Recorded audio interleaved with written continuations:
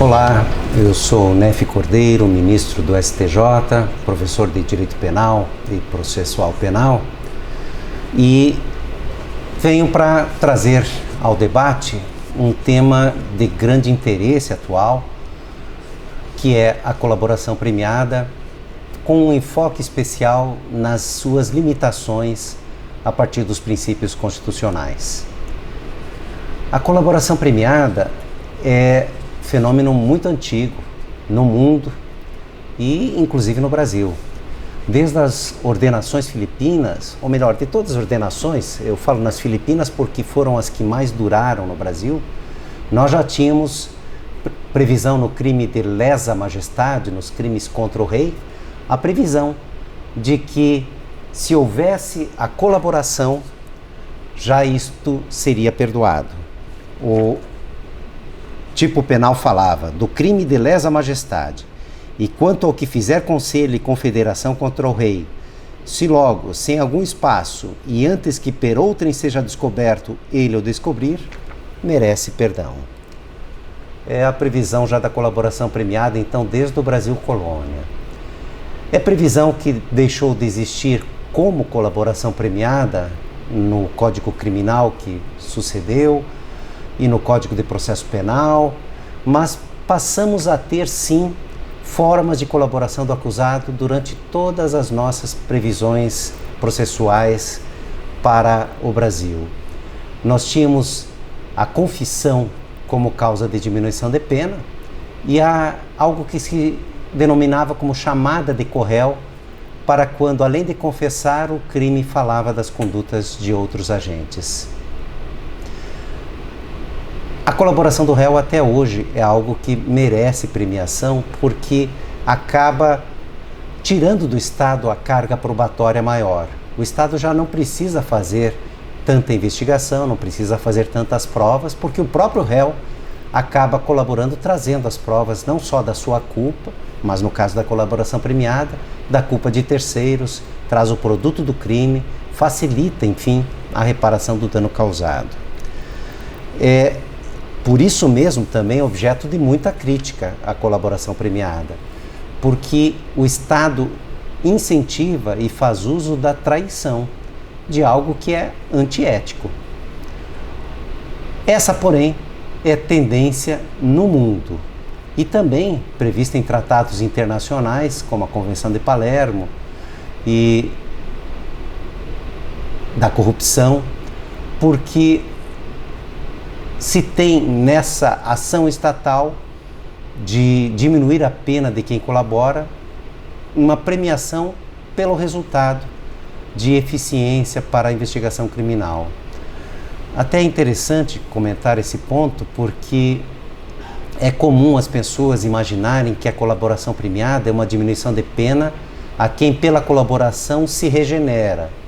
E na verdade a colaboração premiada não tem qualquer vinculação com a boa vontade, com a conduta do agente. Aquele que colabora pode até realmente ter agora a intenção de se regenerar, de não praticar mais crimes, mas ele não terá nenhuma redução de pena se não vier a trazer resultados úteis com a sua colaboração. A colaboração premiada não é um favor de conduta, é um favor de resultado. Quanto melhor seja o resultado do agente, ainda que ele não se regenere, ainda que não se torne uma pessoa boa, se ele trouxer grande quantidade de provas, se ele trouxer grande quantidade do produto do crime, informações sobre a estruturação da organização criminosa, ele terá sim uma grande redução de pena. Ao contrário, aquele que se regenerou, aquele que tinha uma boa vontade, mas não tendo bons resultados, não terá também proporcionalmente boa redução de pena. Segundo ponto, além dessa questão de ser um favor de resultado, é interessante ressaltar que todas as nossas legislações que vieram a prever a colaboração premiada, a lei de drogas antiga, a lei de proteção de testemunhas, todas essas legislações previam sempre a necessidade da colaboração voluntária. Algumas vezes as leis até usaram a expressão colaboração espontânea. Espontaneidade é quando o agente age sem provocação.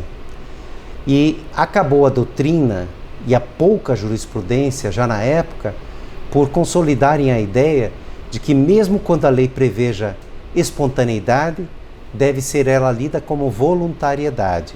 E isso vale até hoje. A ideia é, não precisa ser do colaborador a ideia de colaborar.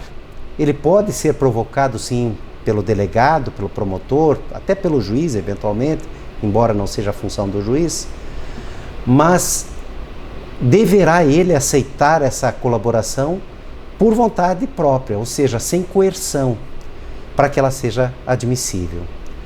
E na não coerção, a principal discussão que surge é sobre a prisão preventiva, especialmente, mas pode ser até a prisão temporária, enquanto se negocia a colaboração premiada. Prisão não pode ser instrumento para a colaboração. Prisão é garantia ao processo e à sociedade. No momento em que o Estado realiza a prisão para que alguém colabore, ele está usando de tortura para a colaboração. E isso, em nenhum sistema democrático de direito, pode ser admitido. Na Idade Média, tivemos o processo inquisitório com forte marca na tortura, na coerção estatal, e até hoje noticiamos excessos em países a partir desta comparação com a Idade Média como algo reprovável, algo a não ser copiado. É interessante, no Brasil, em época de Lava Jato, o controle estatístico que é feito das prisões com colaboração premiada, porque enquanto o Ministério Público possui uma estatística de que mais de 90% dos acordos de colaboração, muito mais de 90%, foram realizados por agentes soltos, a OAB tem uma estatística contrária que mostra que dos colaboradores, há pelo menos 3 anos era essa estatística, dos colaboradores, apenas um ficou preso após colaborar. Ou seja, mostram vieses diferentes. Enquanto para o Ministério Público mostra que nós temos a colaboração independentemente da prisão, para a defesa mostra que as pessoas que colaboram não ficam presas e aí dá uma aparência de prisão para a colaboração. De todo modo, claro é de que a discussão acontece pelo uso forjado, que não pode acontecer, de uma prisão preventiva para colaborar. Porque se algum agente do Ministério Público assumir que pede a prisão para que a pessoa colabore, ou até, eu já tive uma situação concreta, infelizmente, ou até algum juiz admita que prende para que exista colaboração, essa será certamente uma prisão ilegal. É necessária a voluntariedade. Nosso Supremo Tribunal Federal já definiu alguns caracteres para a colaboração premiada. Temos um precedente sempre citado do nosso ministro Dias Toffoli, que traz várias explicações sobre a compreensão da colaboração premiada, prevista na Lei 12.850, na Lei do Crime Organizado, e que prevê como primeira grande característica que a colaboração premiada é um negócio jurídico processual. E aí prevê então a possibilidade do Estado, através dos seus negociadores, que seriam ou o Ministério Público ou o delegado de polícia, como entendeu o próprio Supremo, que o Estado então, por seus negociadores, fizesse um acordo com um autor de crime para que ele trouxesse provas relevantes para a investigação com um acordo de redução da pena.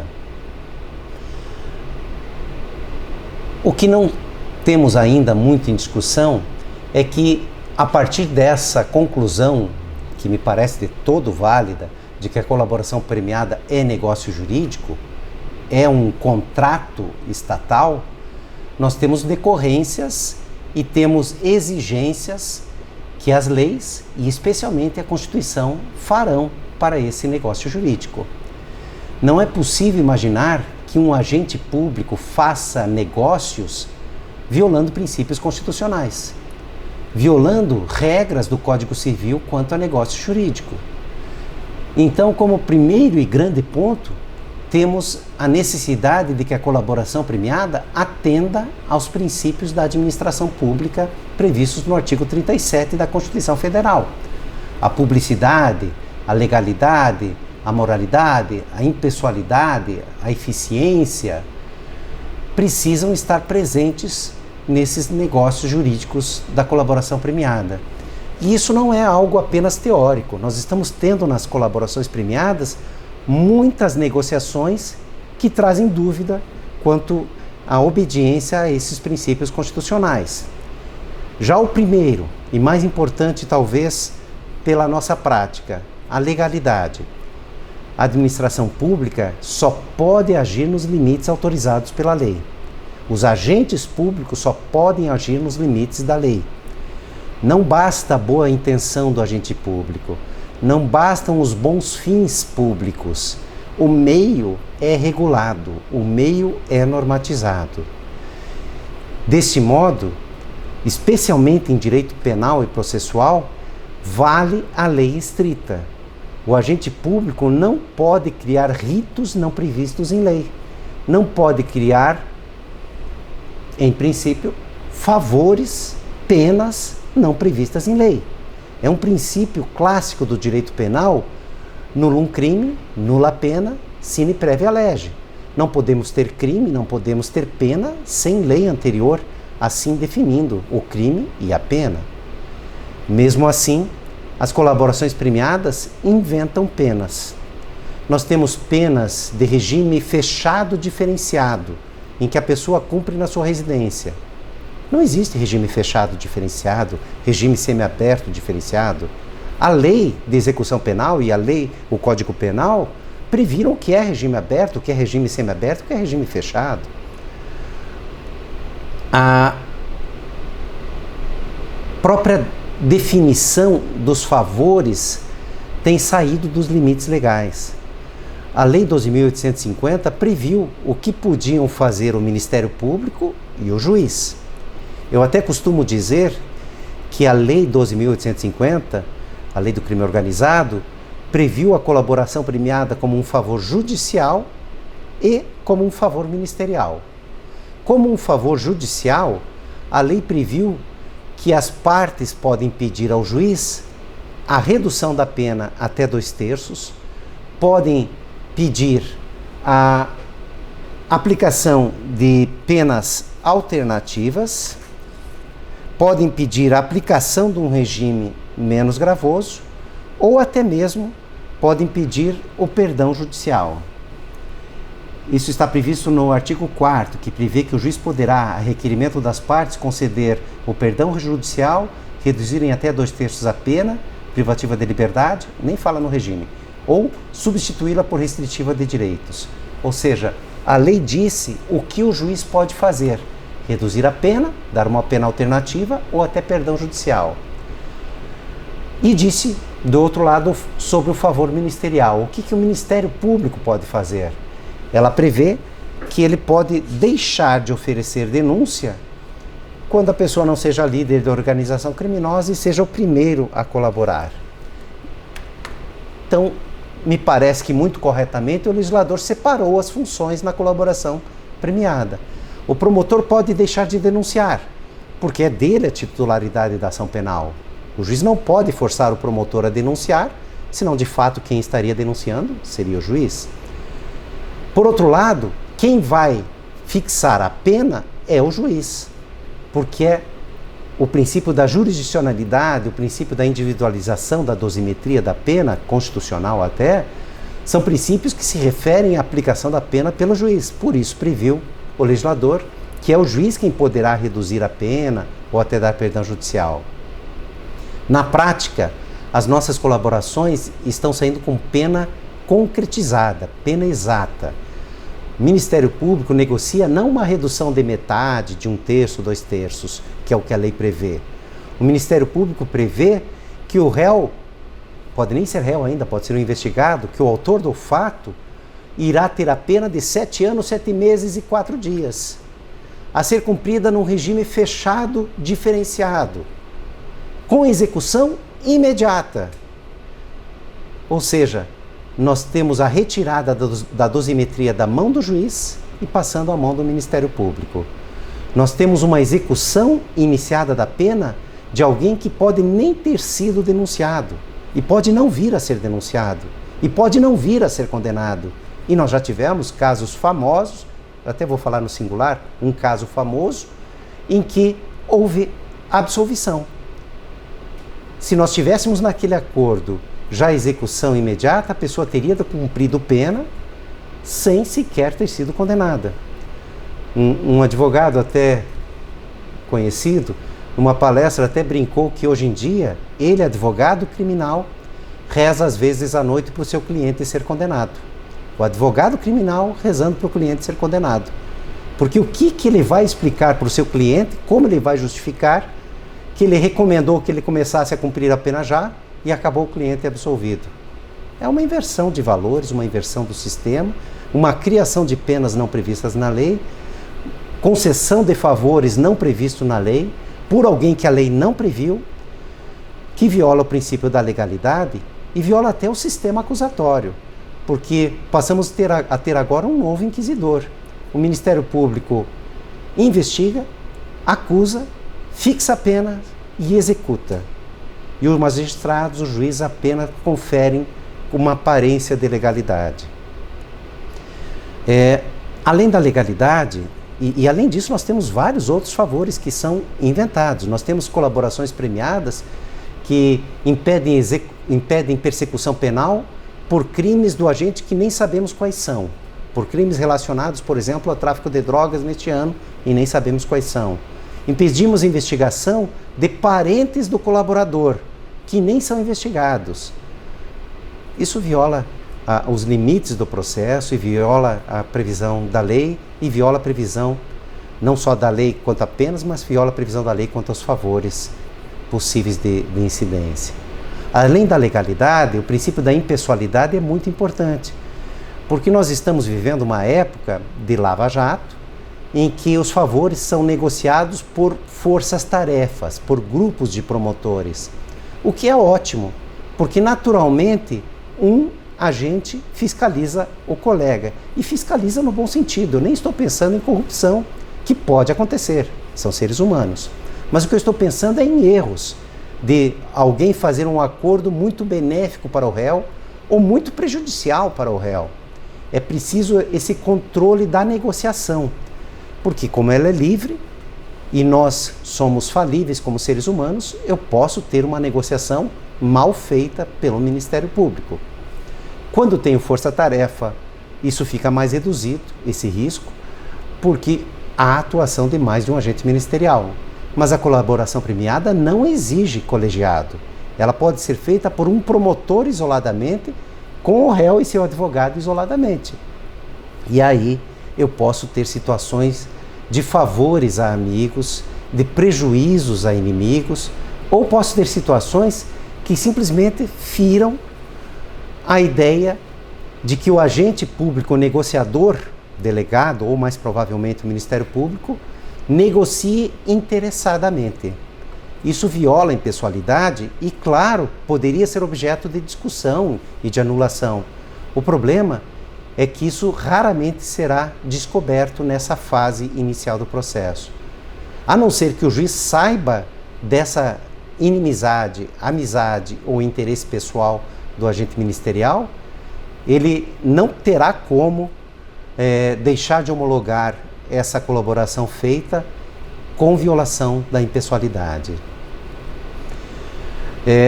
Além da impessoalidade, todos os outros princípios constitucionais incidem também. A própria publicidade.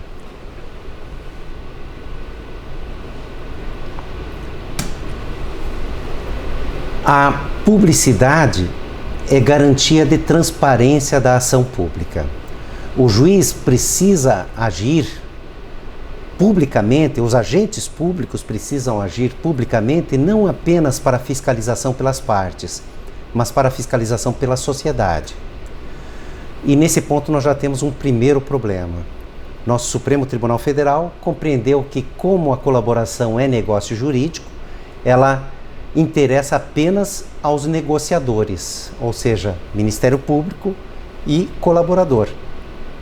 O problema é que quem é atingido pela colaboração tem direto prejuízo ou vantagem decorrente dessa colaboração. Ele tem interesse em saber quais foram os termos do acordo. É muito diferente alguém ser acusado porque houve uma colaboração de alguém que recebeu 1/3 na redução da pena ou por alguém que teve a não persecução criminal. Claro que quem teve favores maiores terá interesse maior em trazer notícias de crimes, provas de crimes. Mas o agente delatado não sabe quais foram os favores prometidos, não sabe como aconteceu essa colaboração. Mas a sociedade precisa saber como foram feitos esses acordos. E nós já tivemos situações de acordos de colaboração que revoltaram a opinião pública, que a opinião pública achou que eram favores demasiados. Mas poderia até ser o contrário, favores que prejudicassem o próprio colaborador. Ou seja, a sociedade precisa saber como são feitas as tratativas e qual é o resultado dessas negociações formalizado nas colaborações premiadas. Recentemente, o ministro Gilmar Mendes até tocou no ponto publicamente em entrevistas e disse que pensava até em rediscutir o tema no Supremo. Por ora, só há publicidade na colaboração quando é levantado o sigilo pelo magistrado. Em princípio, permanece o sigilo apenas para os negociadores, o que violaria o princípio constitucional da publicidade.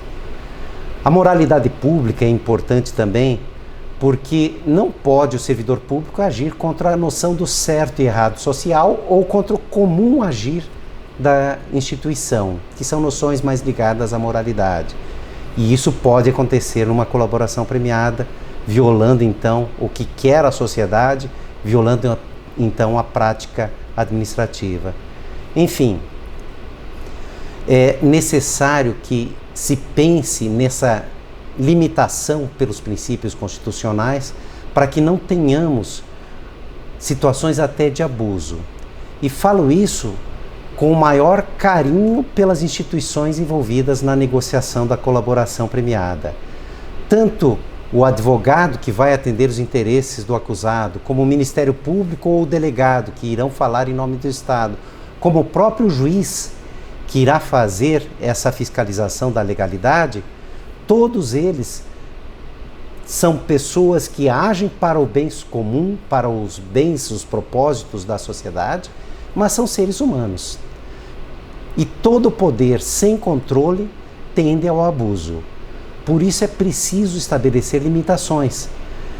Não podemos deixar a negociação livre ao ponto que cada promotor, pela sua consciência, negocie favores que queira inventar para cada caso concreto, sem que alguém possa dizer que essa cláusula é abusiva, que essa cláusula é muito benéfica ou muito prejudicial à sociedade ou ao acusado, ou pelo menos que possa dizer que essa cláusula está sendo tratada de forma diferente de todos os outros em igual situação. Precisaremos sim de controles para a colaboração premiada e isso já se verifica hoje como uma necessidade. Ou o próprio Ministério Público precisará fazer esse controle, ou, em última instância, o Judiciário, na fase da homologação do acordo, compreendendo-se então que quando diz a Lei 12.850 que o juiz examinará a legalidade do acordo, essa expressão legalidade deve ser interpretada em sentido amplo, a abranger também regras não só de legalidade estrita, mas regras da norma constitucional que devem reger toda a sociedade. São limitações necessárias para um meio de investigação que se mostrou extremamente eficiente, mas que justamente por essa eficiência, pelo poder que ela gera a investigação criminal, deve ter limites e deve ter controles. Precisamos então pensar como queremos a nossa investigação, somente eficiente, mas tendendo à violação de garantias constitucionais, a garantias fundamentais, ou uma proteção maior às garantias, ainda que reduzindo parcialmente eficiência. É esse meio termo, é esse caminho de aonde temos um ideal que precisamos definir. Muito obrigado.